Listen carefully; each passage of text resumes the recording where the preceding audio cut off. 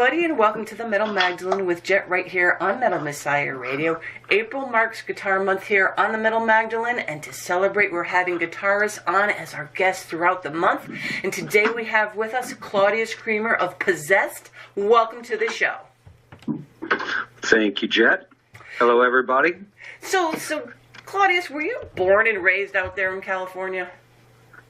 I was, yes. So what was like the metal scene like in California for you growing up there? Yeah, for me growing up, I am in Sacramento, which is about an hour from the Bay, San Francisco and Oakland and everything, and it was great. I had everything you could ever imagine right there. And so when did you become like interested in guitar and was like this like your first instrument that you were introduced to? Guitar was my first instrument. I was obsessed from the age of 2. Oh, shit. And I got my first guitar at 4. So what was it, like one of those Sears and Roebuckers or something like that? Actually, it was an Araya Pro guitar. It was like a big jazz box with the F-holes in it. Yeah. How big was it? As big as you? It was bigger than me, actually, yeah. So I'm taking it that your parents were probably pretty supportive of this. Yeah. Actually, my mom was very supportive, and she got me my first guitar. She was a bartender, and, she had a lot of musician friends, and she actually scored this from one of her friends, so... So what then was like the first concert that you went to where the guitarist would like really blew you away, where you were like, oh, shit, I want to do that? The first live band I ever saw was at my cousin Terry's wedding. I was probably 4 or 5 years old. And I was in my little tuxedo right in front of the bandstand watching this band, and I was just, they couldn't pull me away from it. And I remember they were playing like Cocaine and stuff by, Eric Clapton, and I was just like, oh my God, yeah, that's my stuff right there. As a little 4-year-old running around singing Cocaine. Yeah, all right. So then more like, who are some of your influences then? Like, usually you're influenced by this stuff like your mom's playing around the house because you don't know any better and that's what you're listening to. So who are like some of your earlier influences and like what kind of stuff did you grow up listening to around the house? Growing up, as, a toddler, mom was always playing the 8-tracks and the records, and mom was a huge Elvis fan. Mm-hmm. So there was Elvis, and also like all the old country and western stuff, and my brothers and sisters, I have all older brothers and sisters, and my brothers were into rock, and my sisters were into like, disco and rock as well.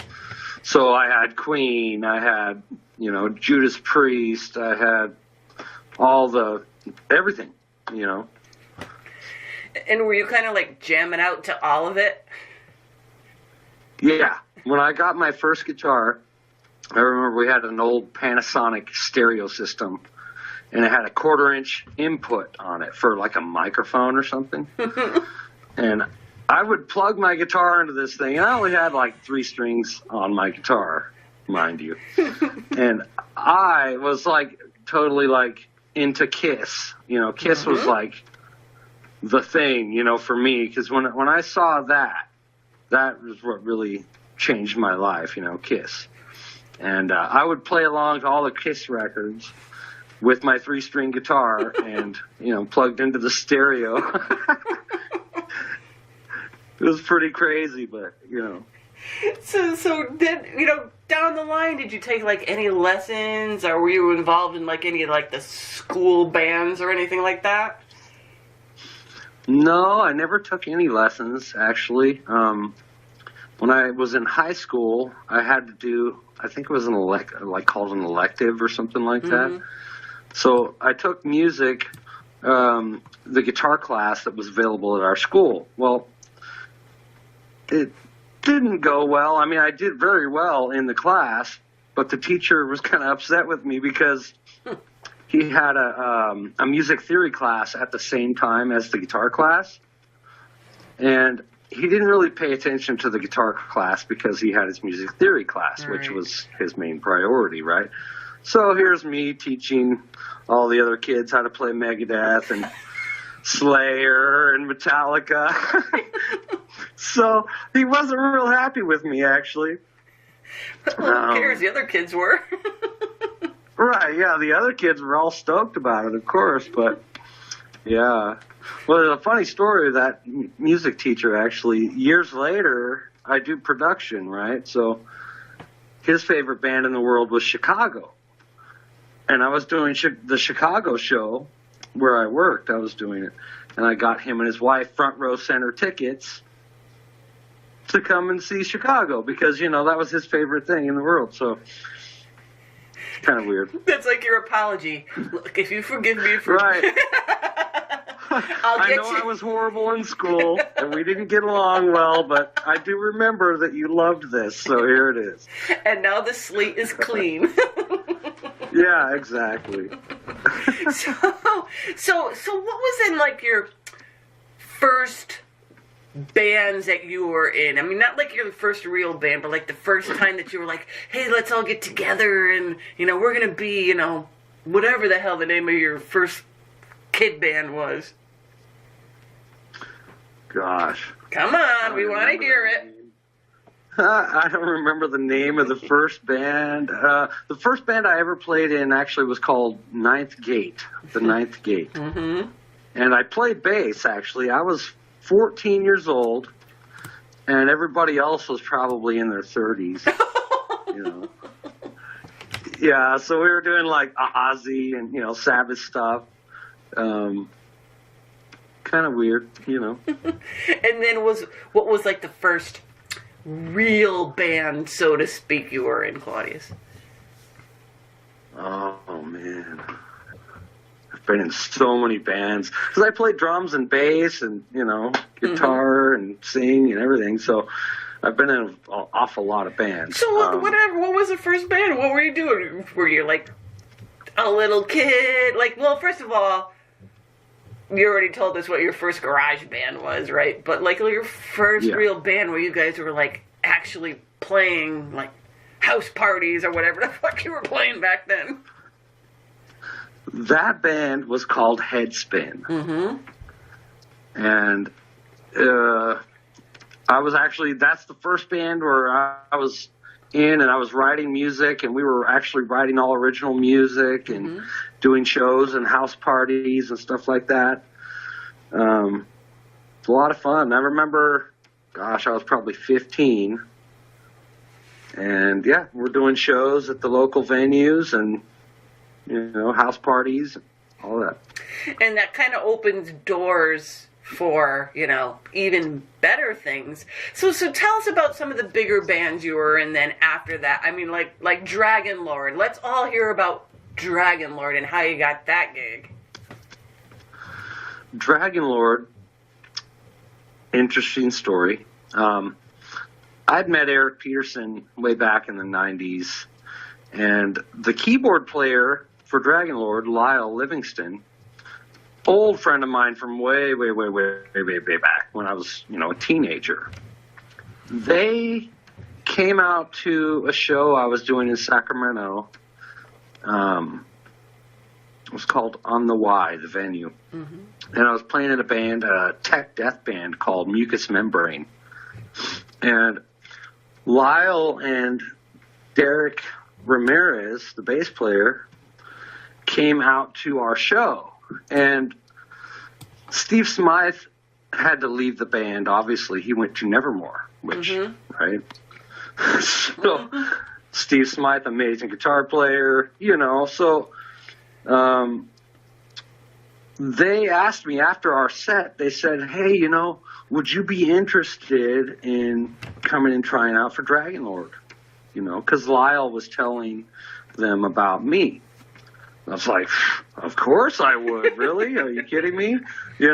Of course. So Eric called me, and he said, hey, I want you to learn this song and this song. And next week we'll get together and do an audition. I was like, okay. So this is kind of a funny story because he wasn't very specific about, like, what guitar parts to learn. So when I showed up, I learned both records, front to back, all the guitar parts. So here's me, he didn't say what or what, so I'm playing the songs, I'm playing both guitar parts at the same time, like the harmonies and everything. And Eric's like, what the hell is that? Are you kidding me? I go, well, I don't know. That's what I heard, so I learned it. And he goes, okay, well, did you learn this song and this song? I go, well, actually, I learned both records. He's like, what the hell are you talking about? So, yeah, it was just funny. So, I mean, after that jam session, they were like, do you want the gig? I was like, yeah, I'll take the gig. So he goes, okay, now when you go back home, listen to the left speaker, pan it to the left. Those are your parts. I was like, oh, okay. So. Well, that's kind of cool, too. They probably love that. They're like, hey, if one of our guitar players can't make it, he can play all of it. Yeah, it was kind of funny, but yeah. So what were some, of the other bands that you were in then? Prior to Possessed. Mucous Membrane. Mm-hmm. Well, actually, let's go back before Possessed. Mm-hmm. I was touring with a band called From Hell. Uh-huh. Another band that Steve Smythe recorded the record with. I'm always right behind Steve for some reason. I don't know why.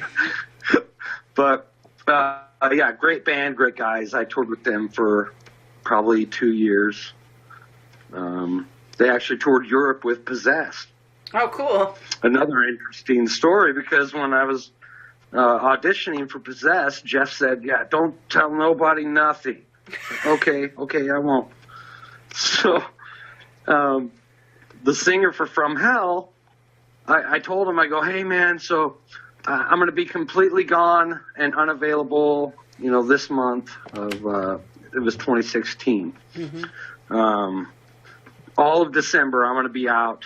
I got something else I'm doing, which was going to be a European tour with Possessed, which I couldn't let that cat out of the bag yet, right? So oh, no. He's like, okay, no problem. Well, November rolls around. He goes, hey, man, I really need you in December. I'm like, I'm sorry, bro, but there's no way. No, I can't do it. I'm out, right? He goes, but, dude, we have an opportunity to go tour Europe with Possessed. I was like, oh, my God, right? So I had to tell him at that point, right? So, oh. There was no way out of that one. That is such the coincidence that would ever happen. Right, yeah, it's like, oh, this stuff happens to me, right? So, we've had Jeff on in the past, so we know Possessed history and then numerous lineup changes and all that. So, so tell us then, how did you get in there? I mean, did Jeff just approach you when they needed a guitar player? And why did he approach you? I mean, did he just see you playing with Dragon Lord? Is that what happened? No, actually, Mike had to leave the band, mm-hmm. right? And I guess Jeff just asked everybody he knew, hey, I need a guy right now. And, he asked all kinds of people, he told me, Uh-huh. And he said that my name kept coming back 100 times, and I had met Jeff before, but, just met Jeff. Right, and right. My old band had played with Possessed at the Oakland Metro one time. Mm-hmm. And I met Jeff then, but you know how it is at the shows. Yeah. It's real crazy. So so he got my name back 100 times or more, and he contacted me on Facebook. And so I was like, he goes, yeah, man, would you be interested in trying out? I go, of course. So that's how that happened. And so you've been in there now, what, like 3 years or something like that? So how has that whole adventure in Possessed been like for you so far? It has been 3 years now, and it's been amazing. Everything about it has been fantastic. From the very moment Jeff contacted me on Facebook to now, it's just been amazing, I think it was 2 weeks of me working on some songs at home, and then I flew to LA to rehearse with the band. And I was nervous, of course, who wouldn't be? Mm-hmm. And, right, so the moment they picked me up from the airport, I felt like family. These guys are just amazing. Every one of them, they're very awesome people, So the first jam session was great. I nailed everything, and they were super stoked with it. And it was like a brotherhood, that like a family that I have been a part of for my whole life. It's hard to explain. And and look at you now. The band's about to release a new album, the first full-length album in over 30 freaking years. So what was it like for you now? Here you are in there for like 3 years, and now you're in the writing process of an album from Possessed that people have been waiting for 30 years. Any pressure there? Yeah, a little. Yeah, it was a bit stressful, I'll have to say that. So tell us a little bit about, what it was like now. This is your first time, like, writing an album with Possessed. So what was that all like for you, Claudeous? Well, my first couple attempts, because I come from a different background. Right. I'm more of a power metal guy, right? Mm-hmm. I love, like, Symphony X and all that kind of stuff, right? So my first couple attempts I sent to Jeff, and he goes, man, that sounds great. He goes, but that sounds like those really big European power metal bands. I was like, oh. So to me, it was like a huge compliment, but at the same time, like a huge, I need to go back to the drawing board, kind of thing. So it's like, oh, okay. So it took me quite a while, actually, to acquire that, because on this record, it's really a continuance of Possessed. Right. As you heard from the new release, Mm-hmm. No More Room in Hell, it sounds exactly like Possessed, just picked it right back up. Right. I didn't have a lot to do with the writing of these songs. I mean, other than my solos and stuff, Mm-hmm. because a lot of it was already done when I joined. So. Right. Really, this time since I joined we've all just kind of, been polishing and finalizing things. So, but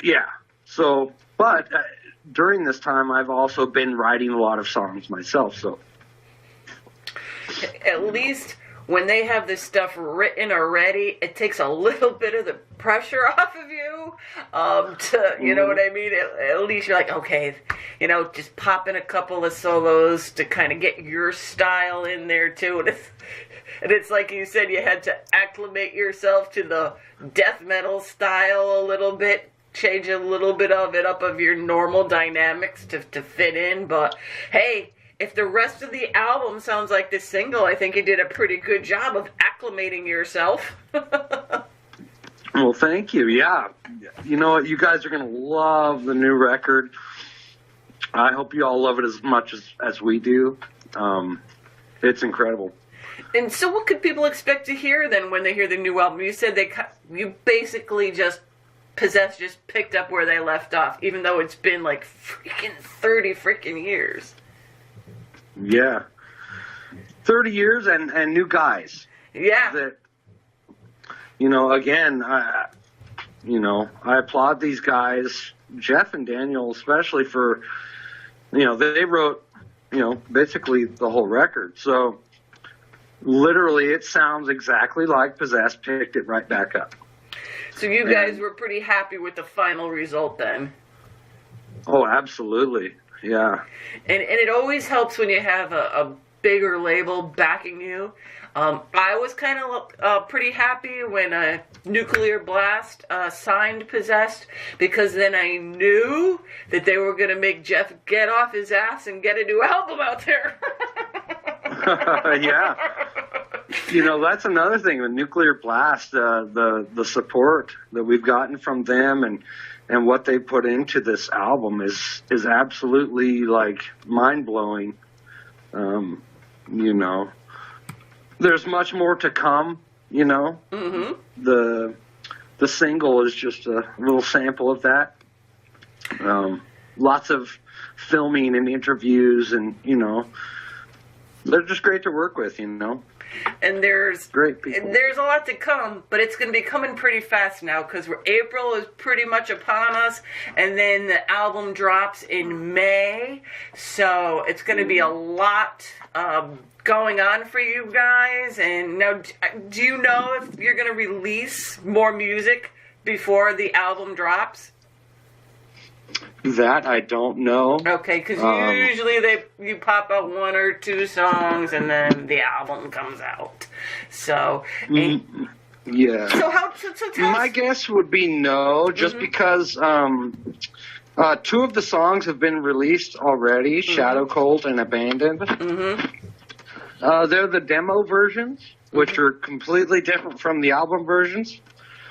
But so there's 3 songs already that we've been doing Shadow Cold and Abandoned live. But those demo versions that you've all heard already of those 2 songs are, like I said, are completely different. As far as like my solos and stuff go, totally different. But at least it gives people a little feel about, what's to come. And I know it's super hard for any band when the lineup has totally changed, and I know everybody gets so much crap for that. But to sound, at least the formula is the same.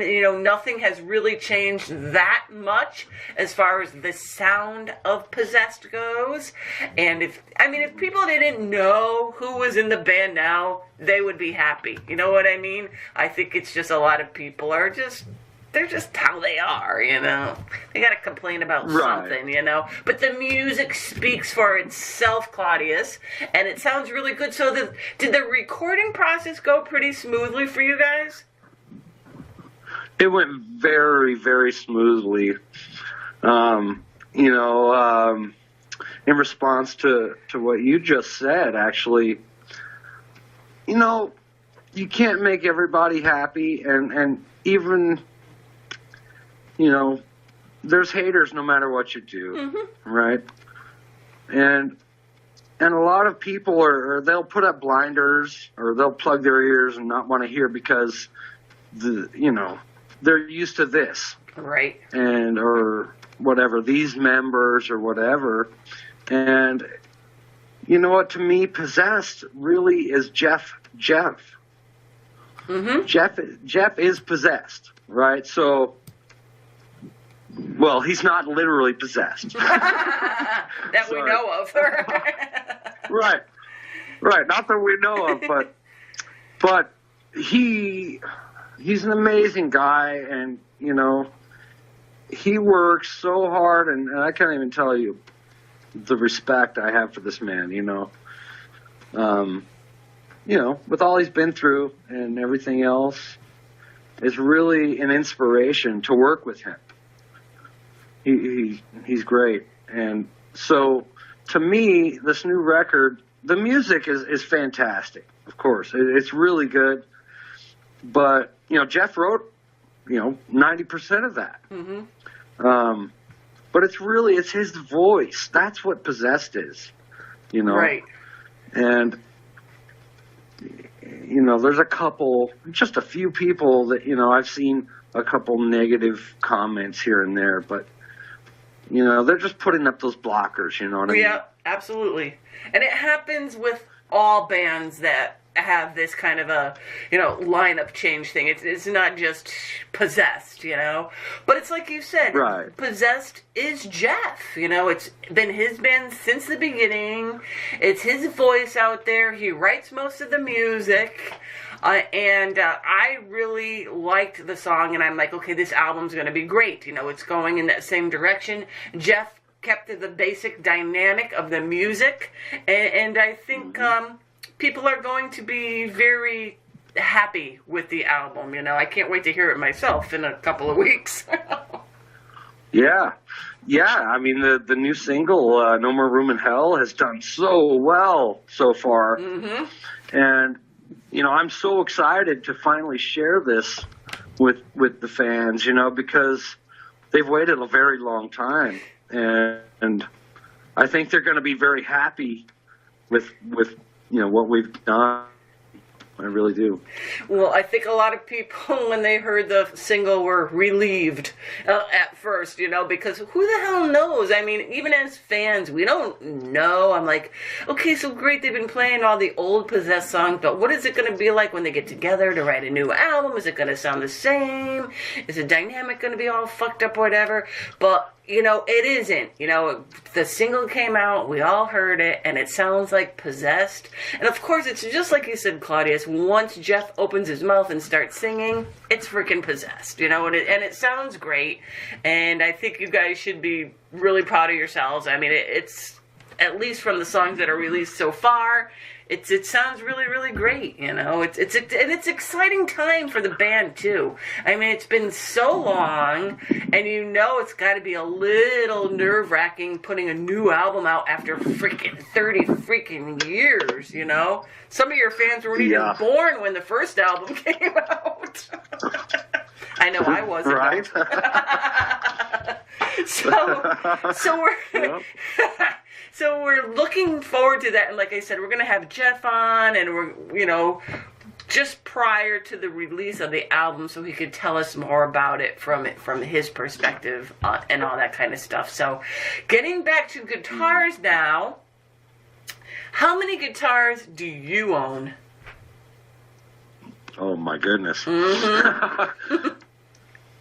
Well, I can count the couple that are in front of me right now, and I have many more at my other house. So let's see. I have 1, 2, 3, 4, 5, 6, 7 right here, just right here.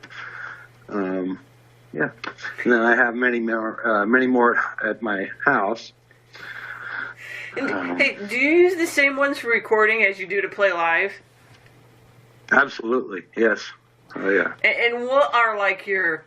I mean, every guitarist, you collect them along the way, and, you always want to get the next step up and the next step up. Actually, when I talked to Terrence Hobbs, he told me that his dream would to have a guitar from every guitar maker.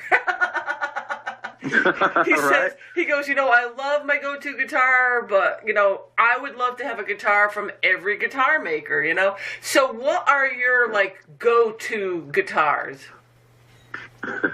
Well, I love Terrence. Terrence is amazing. And I think I share his dream in a way, I really do. I did record the record with my SP Custom guitar. Mm-hmm. And have recently done an endorsement deal with ESP Guitars. Mm-hmm. So I've been getting to know these two guitars very well, and they're amazing as well. But yeah, I have Jackson, I have Fender, I have, DBZ. I have so many guitars, it's silly. Which ones do you pick up the most? I would say the SP and the ESPs. And now with your new endorsement, I guess you would call it, what kind of guitar are you getting from them? I have 2 of the LTD arrows right now. Mm-hmm. I have the black metal gothic arrow. Beautiful guitar, plays amazing. And I have the Snow White LTD arrow. Both play fantastic. The Snow White, that sounds very power metal-y. Yeah. Very powerful. Yes. It's a great contrast for all my black leather. You know what I mean? So what do you like about this? And I mean, like, you know, like I was just telling you, I talked to Terrence, and he's always open to all these new things, and he has his go-to guitar, which is a SP Custom. He's like, that guitar was made for me, it fits him so well, but he's like really open to checking out all these other things. What do you like? Now, since this is your like newest guitar, what do you like about this one? About the ESP guitars? Yes. The ESP guitars, I picked them up. I'll play like the entire Possessed set and the new record, right? Which takes a good, 2 hours to do. I'll do like 4 songs with the white one, and then 4 songs with the black one, and then 4 songs with the SP Custom, and then, I just keep going around on this rotation, The ESPs, they play amazing. They sound amazing. I'm really enjoying them a lot. And the SP Custom is literally phenomenal. That guitar is amazing. And after all the touring with Possessed and the recording of this new record, I'm going to put that in a glass case, I think. It's earned its retirement, I believe. And now, are you particular, like, what you look for in a guitar as far as what woods and designs are involved? And does the weight of the guitar matter to you at all? It does. It does. It can't be too heavy, I've grabbed Les Pauls, which don't look right on me at all, actually, by the way. They sound good. They got a great sustain and all that. But they're a tank, Those things are, like, so heavy, My 3 main guitars that we've been talking about, they balance, perfectly. They don't hurt me at all. My back's not killing me after a show, So, and what about, like, of course, remember, I'm a drummer chick, so I don't really know about these things, so that's why I'm asking you. But what about, like, strings? There's, like, a gajillion string companies out there. To me, they all look the freaking same. Are they all the same, or do you have, like, a favorite one?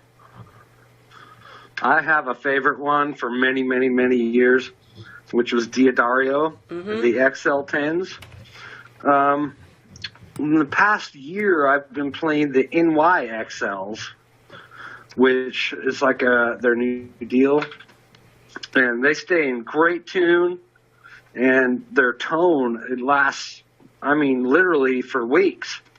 You figure you're on tour. Normally, you want to string, probably every 3 or 4 shows, right? Mm-hmm. And I still do, but these strings, they hold their tune, they hold their tone for, they're great. And so what is, like, your setup? Your whole setup, and what kind of amps and pedals do you use, and what are your favorite things? Right now, my favorite thing is, well, for years I played Mesa Boogie amps, and they're great. Mesa Boogie is amazing. But, in the recent, I would say the past 2.5 years, I got a Kemper Profiler amp. Okay, this thing is amazing. It has everything in it you can ever imagine. Literally, I've got every Marshall you could ever want, every Mesa Boogie you could ever want, Fender amps, Engel, everything, crank. all in there. So the tones that I've actually found in my Kemper and dialed in are the Mesa Boogie amps. And this thing is incredible. I mean, I plug it in directly, a direct out, XLR out to the board on stage. And then I go into like any kind of Marshall or whatever, Black Star cabinet for my own, stage monitor. And it just sounds like $1 million. And what kind of pedals do you use, or any of that kind of stuff? I don't use any pedals. I have a floorboard for my Kemper, and that's it. The good old death metal sound. Yeah. So what do you think is like a common mistake that most people make when they're first learning to play guitar? Oh, that's a tricky question.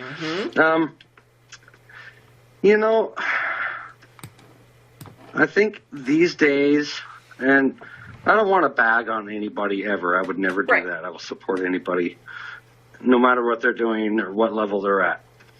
But, what I see these days in the past couple of years is a lot of people, they'll just go, instead of learning how to play the traditional way, they'll go, oh, I want to do this and I want to learn how to play, and they'll go on YouTube and learn how to play like this guy or that guy or whatever. And what happens is they sound like that guy or this guy.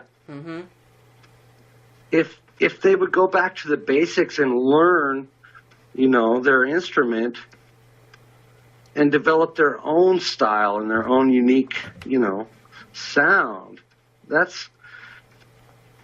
I would say, just be individual, And I think that's probably the same thing with a lot of instruments too. Instead of just learning your own way around the instrument, getting a feel for the instrument, playing it the way that's comfortable for you, and not so much like you said when people go on YouTube, they're playing it the way it's comfortable for the person doing the YouTube video. You're right. I think they would find their own style and find their own way, and it would make it so much easier actually in the long run for the person. Yeah. And, that's an interesting thing. Okay. There's many people that, friends of mine that are in really big bands that for many years have asked me to teach them like music theory or, how do you do this or how do you do that? And I have to be very careful with them because they have a unique style, right? And, you don't want to ruin that. Right. They may not know, like, music theory or scales or modes or whatnot, and that's okay, and that's what makes them so unique and so amazing. You don't want to... It's a delicate situation, basically. So when you're showing somebody how to do something, you have to take into consideration basically what you're saying, their style of playing the guitar, so they're not picking up your style while they're trying to learn it. Right, exactly. And it's like, I want to give them the tools to do what they're asking to do. But I don't want to ruin their uniqueness at the same time. So it's a delicate thing to me, there's many players that, like I said, they don't know music theory or anything like that, and they do these amazing things, and that's why they do these amazing things. Music theory is, it's a bunch of rules, really. You can only do this over this chord progression or whatever. Well, the best players in the world, the most, amazing guys, they break those rules, and they don't know why they don't know they're doing it, is basically what I'm saying. And speaking of amazing guys, Claudeous, who are your, favorite guitar players? Right now, my favorite guitar player, no matter, beyond a shadow of a doubt, would be Jeff Loomis. Mm-hmm. I absolutely love Jeff Loomis. He's amazing. And he has a style of his own, which, through the years, I've loved Steve Vai and Jason Becker and, Satriani and many other guitar players, Chet Atkins, from different styles of music. I think all those guys, that's what's so great about them is they have their own unique style, which takes us back to, these days when everybody goes on YouTube and learns how to play like that guy, Mm-hmm.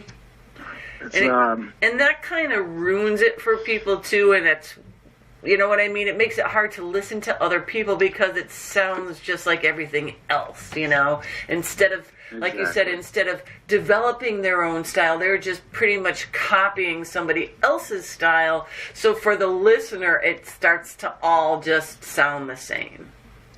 Right. And yes, exactly. And going back to our earlier conversation about, like, my local scene, I have a hard time going out to shows in the past couple of years because I go to a show and I see bands that they're not putting on a show. They're wearing shorts and T-shirts and ball caps and, they all sound exactly the same. So I'm like at a band rehearsal for 4 hours. Like one band, literally, because they all sound exactly the same, I'm going to growl deeper than you, or we're playing faster than you, or whatever, and it's like, that's really not what it's all about, It's metal music is a way of life, It's, there's a, I don't, it's hard to explain. No, I know what you're saying. It should be a way for you to express yourself and not be in like a constant competition or trying to copy somebody else, because then it becomes just like you said, you go out to see them and you're like, this is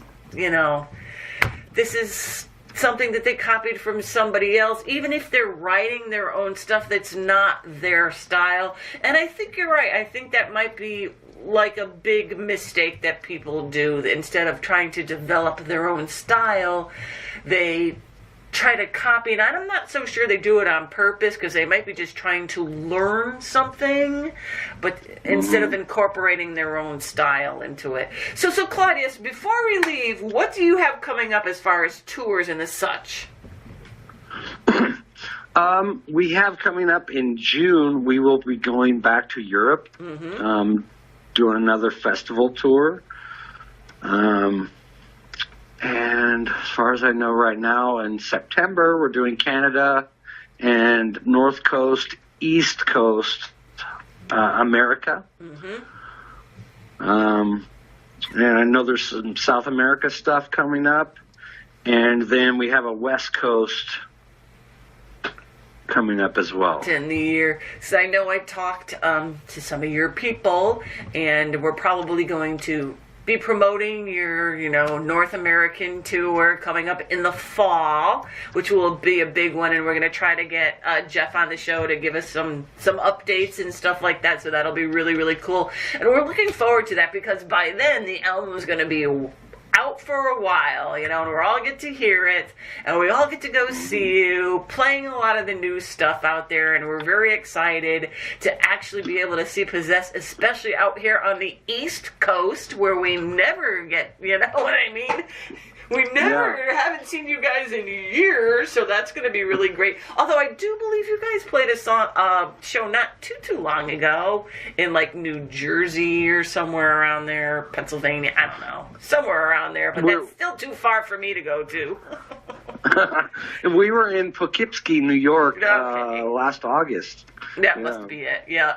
So that was kind of East Coast, not almost to the coast. You were pretty close, but we're we're super looking forward to that. And Claudeous, thank you for coming on the show, telling us a little bit about, your career, all these guitars, and we wish you the best of luck with your career and the new album. And again, thank you so much for coming on the show to tell us a little bit about what's going on with you here on, Guitar Month on the Metal Magdalene with Jet. Well, thank you, Jet, for having me.